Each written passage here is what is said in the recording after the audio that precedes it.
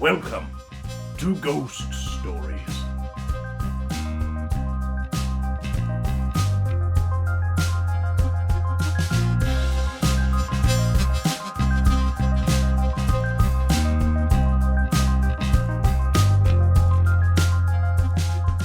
Join me, your host, Arthur Q. Mansley, and my delightful intern, Beth. That's me. As we delve into the intricacies of ghouls, ghosts, goblins, and everything in between, discussing their anatomy, culture, cuisine, general public interest, and my personal experience with them as a paranormal interviewer. Beth, for today's episode, you've requested that we discuss a very specific creature. The Squonk. Tell me, Beth, is there any reason why you chose this creature for our initial encounter for season 2 of Ghost Stories? I know nothing about the Squonk, and I've heard tell of it, I suppose. Right, so it is curiosity pulling you along, much like a semi-truck could pull a trailer full of loaves of bread. That's exactly what I was going to say. Yeah, you got it. It's classic analogy. With the Squonk, let us begin. The Squonk was first identified in the Poconos mountain range. Where is that? Pennsylvania, the far-off and distant land, wild and untamed, as of the early 1900s where our story takes place. Oh, okay. Yeah, very wild. This creature, the Squonk, was first spotted by lumberjacks and woodsmen, who, as I'm sure you're aware, are quite intimidating beings themselves. Yeah. The Squonk, however, is the precise opposite. It is intimidating in the least. Oh, okay. What does it look like? A truly miserable being. It is vaguely porcine in anatomy. Like a porcupine? Porcine, like a pig, Beth. A pig. Oh, okay. Didn't know I'd have to resort to kindergarten vocabulary. Jeez. But it is pig-like in anatomy. Okay. Except far, far more vile, detestable. Oh, like in looks, not necessarily. In looks, yes, it is excess skin folds, warts, the size of softballs, gross, pustules, and okay, malfeasant odors. Is it bigger than like a normal pig, or is it about the same size? It is hard to say, Beth, specifically how large a Squonk can get. They are very timid creatures, very frightful. In fact, the only surefire way to locate a Squonk is by tracking its trail of tears. Tears? Tears, Beth, tears! Why does it have tears? Because the Squonk is a miserable creature, Beth. What do you mean? I mean, it is constantly sobbing and crying and whining and bemoaning its fate of being cursed to such a vile existence. It is so hideous that it cannot stop expelling tears from every orifice in its pure sadness at its state of being. Is there only one Squonk? No, there are many Squonks. But they all live by themselves? In the Poconos! In the Poconos. But they all live by themselves. Like they don't live together. Well, sure. Would you want to live with an ugly, vile being? Of course not. Does it like cry whenever it sees itself, or just all the time? It is constantly crying. It is impossible to come across a Squonk and not to see it wallowing in a puddle of its own misery. How did you meet a Squonk? That is a good question, Beth. It was the summer of 1967. Okay. I was vacationing in the Poconos. I had just come off a resoundingly successful interview with quite the feisty little honey badger. Okay. So I decided to spend some leisure time exploring the Poconos. When I come across a bubbling puddle of mysterious goo. Now, the future me knows that this was, or was at one point a squonk. But Wait, what? Yes, Beth, let me tell the story. This is storytelling. I'm building suspense. I planted a seed of mystery. Okay. For it to sprout into a tree of wonder and revelation. Okay. There is a bubbling puddle on the ground. Mm-hmm. I am confused. So I sample it with a vial and stopper it with a cork and seal that cork with a glob of wax so as to maintain the purity of this mysterious substance. Fast forward 10 years into the future, the summer of 1977. I return to the Poconos, as is now my 10-year annual vacation. Right. I return, traveling the same familiar patch of woodland, when I hear the most pitiable sound, the sniffling, sobbing, weeping sound. It is unmatched in its level of misery. Following it, I come across this detestably wrinkled, pustule-laden beast. Oh, yes, the size of a small, large bear. Wait, so you wanted to follow this sound? Yes, Beth, I'm a paranormal interviewer. Curiosity is like the fourth most important tenet of paranormal interviewing. How many times have you gotten hurt doing that? It's a dangerous business, Beth. Very dangerous. How many fingers do you have? That is not the question, Beth. We are discussing the squonk. Okay. I find this creature wallowing in its misery. I lay mine eyes upon it, as is my great misfortune. And I, of course, let out an unholy "Ew!" in reaction at seeing. Oh, Beth, you don't understand. I don't have photographic evidence. This was 1977. Did cameras not exist then? Nobody carried a camera around everywhere unless you were like a fancy pants photographer or something. Which, that wasn't me. I dealt purely in the audio medium. Okay. I had my cassette recorder on hand. Okay. Yes. I recorded a sample of a squonk's wailing. Do you have it with you? Like now? Well, I believe I could rustle it up. Would you like me to? Is that? Actually, maybe I don't want to. Well, it is probably for the best. I wouldn't want to bring that misery into this sacred space of ghost stories. So it's that bad? Like it would like ruin. Horrific. Okay. Beth. Okay. It is horrific. Okay. Anyways, I audio echolocate this creature. I happen upon it in a small patch of hemlock trees, wallowing at the base of the largest, rolling around on the ground, its tears mixing with the dirt and soil to make a foul mixture of mud and filth.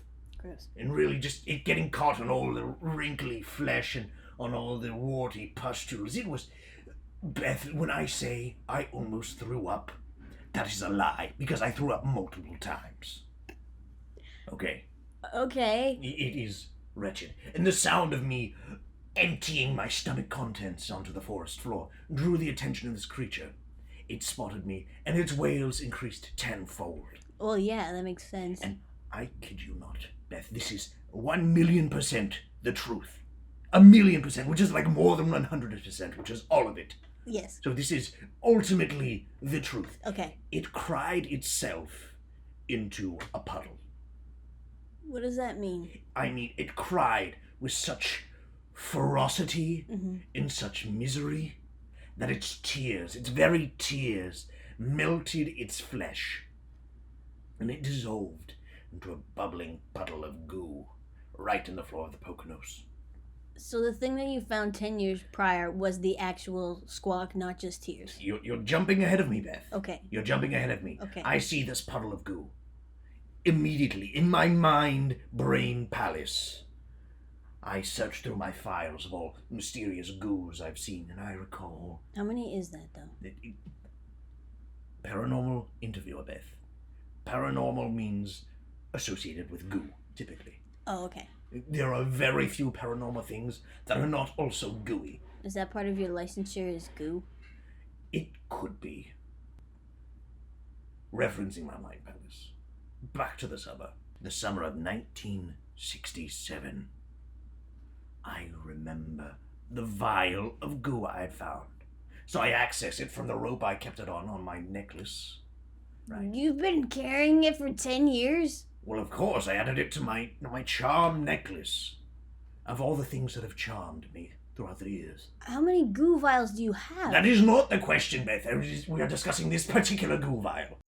Anyway, I recall the goo necklace. Okay. Crack the wax seal. Which pop has been the cork. Which has been like It's just a decade around my neck. And it hasn't been broken since. No, Beth, I'm not a klutz. I can maintain my possessions. Okay, I was just checking. You insult me, Beth. Pop the wax. Remove the cork. Observe the contents. What does observe mean? With your eyes? No, Beth, you observe first with your nose. So I... big whiff. And immediately I'm thrown back 10 years into the past. Not physically, mind you. This is like an emotional, recalling, there was 10 years ago when my beard was a much lighter shade of grey and my hair was not quite so gone yet. And I could remember the foul misery emanating from the puddle of goo that I collected the goo from. Right? Yeah. And then I then compare visually by dumping the goo on the ground next to the other goo. And it is identical. It is completely identical. And that was when I knew that I had discovered a squonk 10 years prior in the summer of 1967 in the Poconos. And I had just witnessed another one in the summer of 1977 in the Poconos, which is the main habitat for the squonk.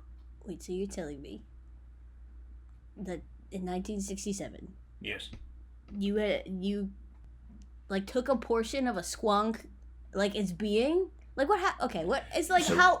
squonk is observed, this is the tricky thing about squonks and why so little is actually known about them. When a squonk is observed, its shame and misery and just innate vileness causes it to cry with such ferocity that its own tears dissolve itself into a puddle of goo. Right. There was a lumberjack in the 1920s who claimed to have captured a squonk in a burlap sack. Burlap is like a potato sack, right? Right. He captured it in a sack, and he brought it home to his lumberjack wife. Lumberjane wife. And he says, "Lumberjane, I have caught the fierce squonk. Behold!" And he opens the bag, and inside, it's just a wet bag now. Because it had been dripping out. Because it had sobbed itself into a puddle of goo in the short hike back to the Lumberjane home. How did he not go deaf from the wailing? Lumberjacks are very tough individuals. And their ears are tough. Typically their hearing is already shot, what with whacking trees all day long and trees falling all around. You know the old saying, if a tree falls in the forest and no one is there to hear it? Is the lumberjack there to hear it? The lumberjack is there, but he can't hear it. He didn't have somebody there to hear for him. Oh, okay. So that's where the saying comes from. Is it ethical then to scoop up a little bit of a squonk? Does it die? What's the... is it... Well, it's certainly not crying anymore. Does it, reform?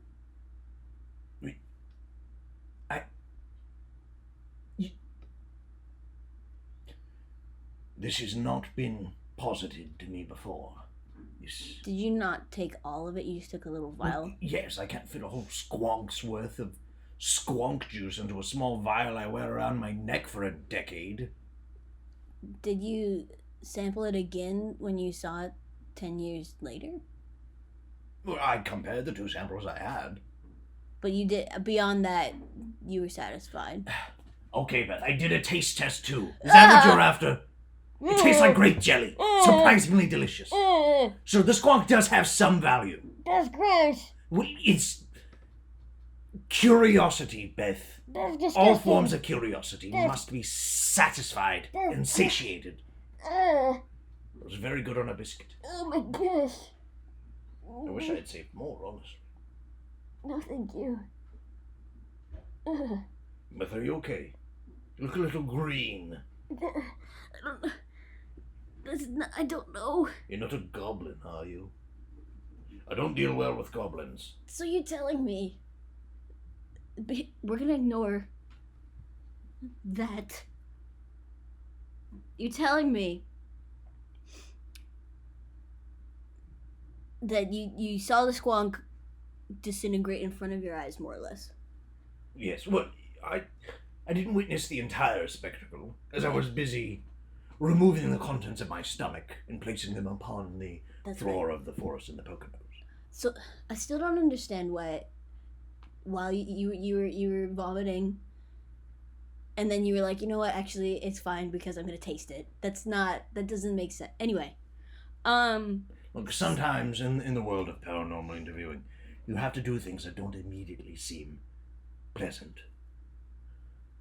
Over time, maybe the line gets a little blurred, right? And what would have been utterly detestable before is like, yeah, whatever, it's just another day on the job. But there are challenges presented to you.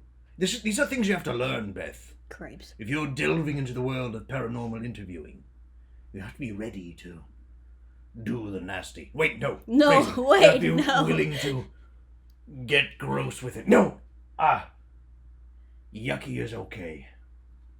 That's still questionable. And I'm gonna stick it there. But you didn't. Okay, so you tasted it. Sampled. Okay. Orally. Please. But then, beyond that, you didn't see if it reformed.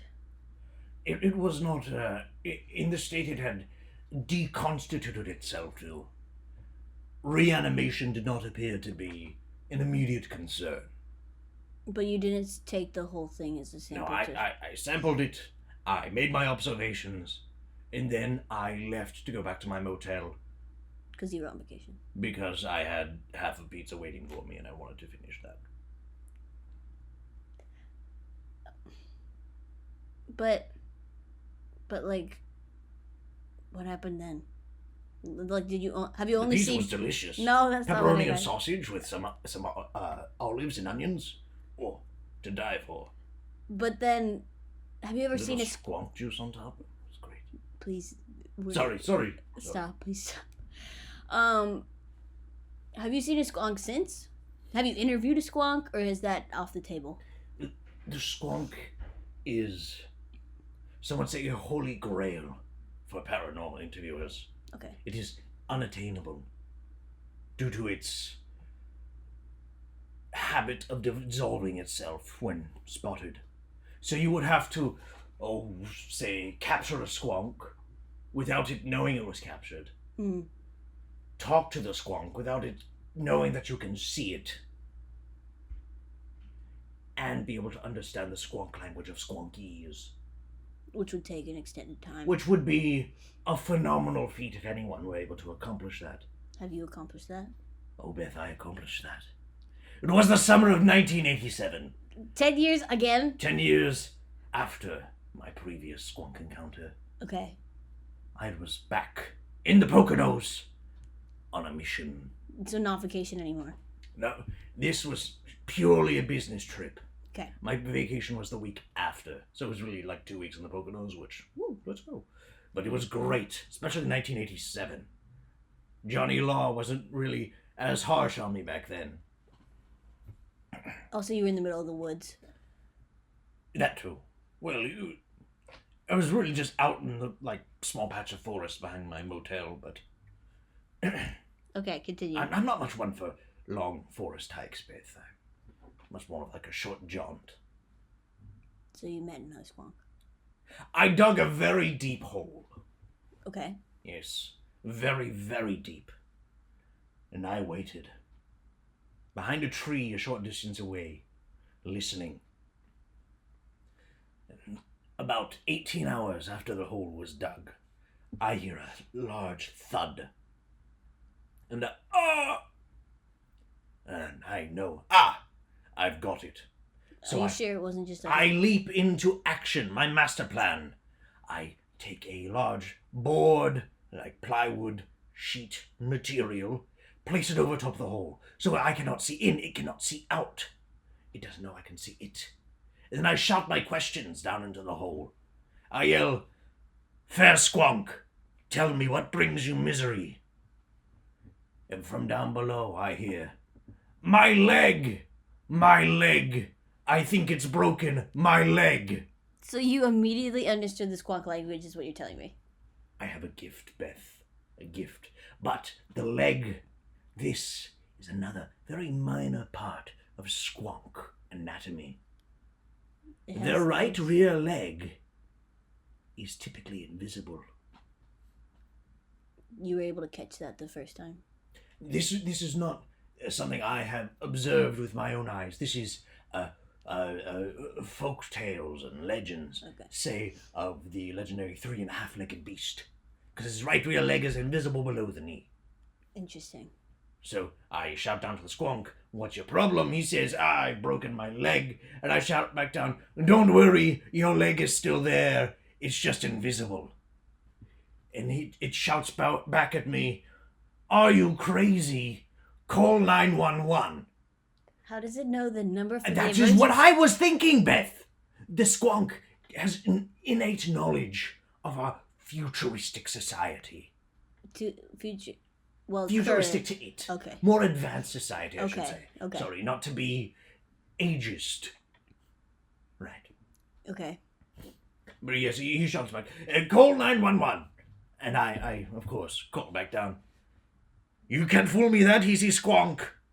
I've many false 911 calls on my record. I'm not getting another." But, okay. But still less than went right now. Correct. And then I proceed, I was prepared. I tossed down a small bushel of grapes into the hole. How did you know that that's what it wanted to eat? Well, the Squonk is widely believed to be an herbivore. That makes sense. Because I don't believe it could get near any living creature. With eyes. With eyes or with ears. Oh, okay. It would not be a good predator. The amount of sobbing it does. Okay. But I toss down this bushel of grapes. I say, "Feast, feast, Squonk. I know you are hungry." And it shouts back up, "What the hell is a Squonk?" And I'm like, oh, of course, it doesn't know the name we have assigned to it. I'm like, "You are a Squonk, fair beast. What do you call yourself?" And up from the pit I hear, "Jeremy!" Jeremy. It's trying to adopt human culture. "Jeremy the Squonk, you shall not have me." You never saw this being. I could not. Not in the hole. The one in the hole that you trapped is not a... You could not look at the one in the hole.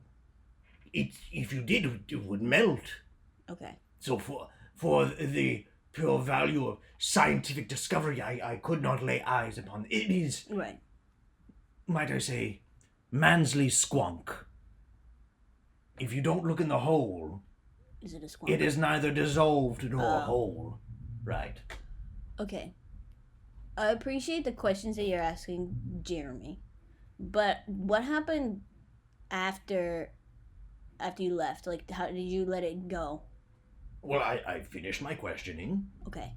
I shouted back in the hole, "Thank you, Jeremy, for your wonderful assistance today." Okay. And he was pretty irate by this point. I don't think he appreciated being caught like he was. But I said, "Thank you, you're free to go." And I went back to my motel. I had half a pizza waiting for me. But it was in a deep hole. How would it escape? Squonk's a resourceful, Beth. I fully believe he would have cried himself a pool of tears, so deep and viscous and thick that he could swim to the surface of the hole. Did you ever go back and check? I went back in 1997. You didn't check, like, later on? Like a couple days after you... I went back in 1997, Beth. Okay. I returned to the hole. Yep. The board was still there. Did you hear anything? No, so everything was fine. I went about my vacation marvelously. Had some more delicious pizza. So you...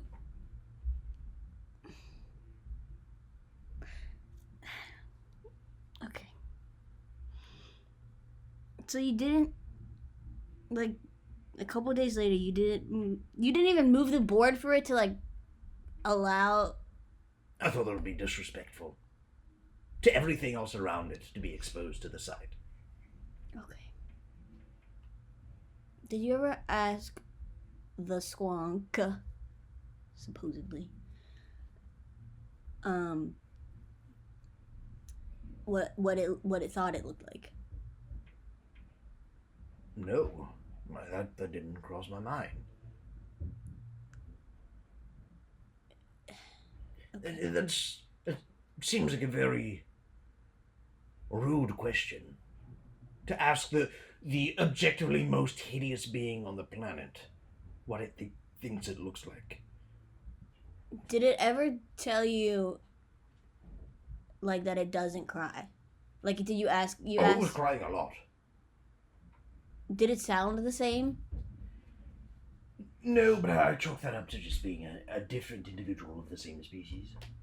You heard okay, up to this point, you had heard 2 sounds of the Squonk. Yes. From 1967 and 1977. Did they sound similar from those 2 times? Not exactly, no. Okay. And then in 1987, the Squonk in the ground that you caught, did it sound similar enough? Similar enough to satisfy my scientific inquiry. How did you learn the Squonk language so fast, Arthur? I have a gift, Beth. Sometimes I just know things. Yeah? Yeah, you sure? Yes, Beth. Okay. I know English, don't I? I mean, yeah. Well, there you go. Did you ever meet another Squonk? No, unfortunately, I've been banned from the Poconos. From the law? Has there been a wanted poster for you? Well, Beth, I think we might be approaching the end of our... Did you tell the Squonk what your name was? Well, of course, I said, I'm Arthur Q. Mansley, paranormal interview, blah, blah, blah, blah. My normal spiel. Okay. You seem very concerned, Beth. I am very concerned. I'm gonna assume that the Squonk got out of the hole. When did you know that you're not allowed back in the Poconos? I returned the summer of 2007. So 20 years after Squonk in the hole. No. Squonk and Arthur. I returned in 1997, yes. So the next time that you would have gone. Yes, I went to book my usual room. Yeah. At the motel. Yeah. And I saw, as I went up towards the counter to reserve my rightful place, a poster on a bulletin board adjacent to the counter that had a rather crude drawing of an individual that resembled me in a very minor way. Did you tell the Squonk what you looked like? No. Did it have your name underneath It did say Arthur Q. Mansley, and that's when I connected the dots, and I was like, oh, rats! Johnny Law's got me again. Why do you think that is? Who do you think reported you? Oh, I have no idea, Beth. I'm not even sure what I did. But I'm not one to tangle with the law when it's not necessary. So have you been to the Poconos since 1997? I returned once in 2007. Very Under briefly, the radar? just to double check. And the poster was still there, albeit very browned and faded and tattered. It was still very much a keep on the lookout for this individual. So I kept on the lookout for that individual and got him out of there. Okay. Is there anything else you'd like to tell us about your Squonk knowledge? What cuisine does the Squonk eat besides grapes? Well, largely herbivoristic is the Did you accepted. Did you feed it anything else? No, I only had a bushel of grapes. Okay. Came with the pizza, but I don't eat grapes. Okay. Is that why it tasted like, is that why you thought it tasted like grape jelly, so that's why you fed it grapes? Yes, that is exactly why, Beth. Yes, I will not deny that connection being true.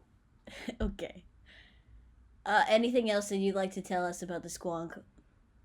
Dear listener, if you ever hear a moaning, sobbing, purely misery-laden howling in the night, Don't go coming after from the it. forests of the Pocono mountain range, Please don't go after be it. sure you bring a large jar so you can collect plenty of that delicious, delicious jelly. We do not recommend that. I do recommend that. I believe there would be a market for it. That seems kind of cruel. Seems kind of cool if you ask me. We can milk cows for the milk. Why can't we milk squonks for their jelly? Yeah, you've got me off track, Beth. We'll bring it to a close here. Dear viewer, I hope you feel enlightened and more connected to the squonk. And I thank you for listening to Ghost Stories.